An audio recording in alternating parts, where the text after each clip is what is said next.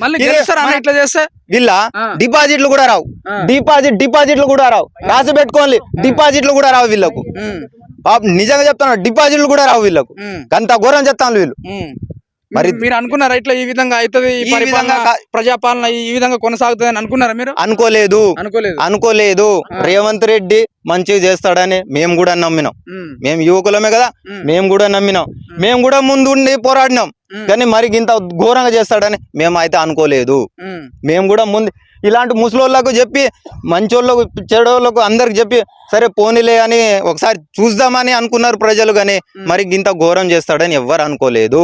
అంటే ఎవరు బాగా చేసినట్టు? కేసీఆర్ ఉన్నప్పుడే బాగా చేసినట్టు. కేసీఆర్ ఉన్నప్పుడు 9 సంవత్సరాలు హైలైట్ చేసిండు అబ్బా. ఆయన నిజం చెప్తాలే, హైలైట్ చేసిండు. కంటి రెప్పలా కాపాడుకున్నాడు ప్రజల్ని. ఆయనకు తెలుసు ఏ ప్రజలకు ఎట్లా వేయాలి ఏందనేది. కెనాలి ఇచ్చిండు, నీళ్ళు ఇచ్చిండు.